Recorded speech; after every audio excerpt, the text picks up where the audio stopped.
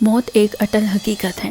اس دنیا سے چلے جانے کے بعد دوبارہ اس دنیا میں واپس آنا ایک ناقابل یقین عمل ہے، لیکن انبیاء کرام کو اللہ نے کچھ ایسے معجزات عطا فرمائے کہ وہ دنیاوی قانون اور انسانی عقل سے بالاتر ہیں۔ ایسے ہی ایک نبی حضرت عیسیٰ علیہ السلام کو اللہ نے ایک غیر حقیقی معجزہ عطا فرمایا۔ جب بنی اسرائیل نے آپ کو نبی ماننے سے انکار کیا تو اللہ نے آپ علیہ السلام کو ایسی قوت دی کہ آپ مردوں کو زندہ کر دیا کرتے تھے۔ آپ علیہ السلام قبر میں موجود مردے کو زندہ کر دیتے اور یہ دیکھ کر منکر کے دل بھی اس بات پر راضی ہو جاتے کہ یہ ضرور اللہ کا بھیجا ہوا نبی ہے، اور عقل والے آپ پر ایمان لے آتے۔ مرتبہ آپ علیہ السلام کا گزر ایک قبرستان سے ہوا اور وہاں ایک شخص بیٹھا زار و قطار رو رہا تھا۔ آپ علیہ السلام نے وجہ دریافت کی تو وہ کہنے لگا کہ یہ میری بیوی کی قبر ہے، مجھے اس سے بہت محبت تھی، میں اس کے بغیر زندہ نہیں رہ سکتا۔ حضرت عیسیٰ علیہ السلام نے فرمایا کہ یہ تو اللہ کے حکم سے ہوا ہے، اور اگر اللہ کی مرضی شامل ہو تو میں تمہاری بیوی کو زندہ کر سکتا ہوں۔ اس شخص نے بے قرار ہو کر کہا کہ ضرور ایسا کر دیں۔ حضرت عیسیٰ علیہ السلام نے کہا اللہ کے حکم سے اٹھ جا، تو اس قبر سے ایک حبشی نکلا جس پر آگ کے شعلے بھڑک رہے تھے۔ اس نے حضرت عیسیٰ علیہ السلام کو دیکھ کر با آواز بلند کہا لا الہ الا اللہ عیسیٰ بروح اللہ، تو آگ کے شعلے بجھ گئے اور عذاب الہی اس سے دور ہو گیا اور وہ واپس قبر میں چلا گیا۔ تو وہ شخص کہنے لگا مجھ سے غلطی ہو گئی، یہ میری بیوی کی قبر نہیں ہے، وہ تو دوسری قبر ہے۔ تو حضرت عیسیٰ علیہ السلام دوسری قبر پر تشریف لے گئے اور کہا اللہ کے حکم سے اٹھ جا، تو قبر پھٹ گئی اور اس میں سے ایک حسین و جمیل عورت باہر آئی۔ وہ شخص خوشی سے پاگل ہو گیا اور کہنے لگا کہ یہی میری بیوی ہے۔ حضرت عیسیٰ علیہ السلام ان دونوں کو وہیں چھوڑ کر آگے تشریف لے گئے۔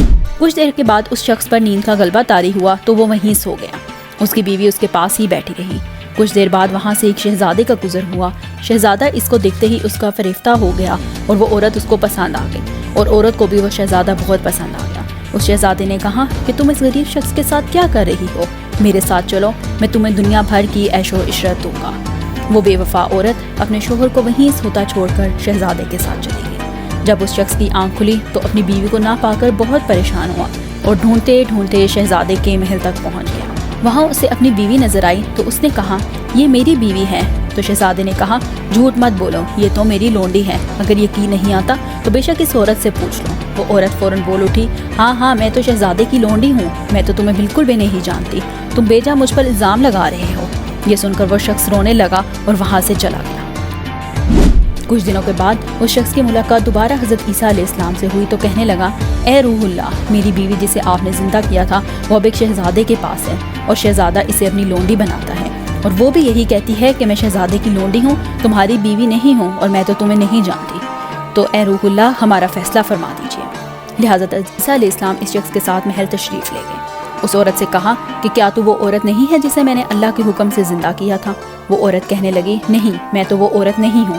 تو حضرت عیسیٰ علیہ السلام نے فرمایا تو کیا تو کلمہ پڑھے گی؟ وہ عورت کہنے لگی نہیں، میں کلمہ نہیں پڑھوں گی، نہ آپ کی بات مانوں گی۔ لیکن اللہ کے حکم اور طاقت کے آگے اس عورت کی کہاں چلنی تھی۔ جیسے ہی حضرت عیسیٰ علیہ السلام نے یہ کلمات کہے وہ جھوٹی عورت زمین پر گر پڑی اور مر گئی۔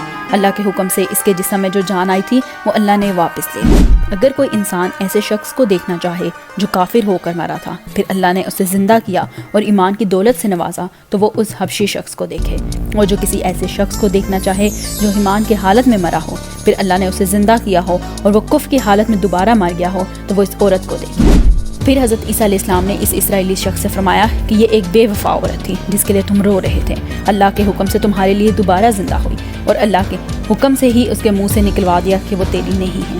تو اب تم صبر کرو اور اللہ کے فیصلے کے آگے سر جھکا لو، اللہ کی رسی کو مضبوطی سے تھام لو، اللہ کی محبت ہی اصل محبت ہے، بے شک وہ مردوں کو زندہ کرتا ہے اور زندوں کو مردہ۔ یہ معجزہ صرف تمہیں اللہ کی قربت کے لیے دکھایا گیا تھا۔ یہ سب سن کر اس شخص نے توبہ اختیار کی اور سجدے میں گر پڑا۔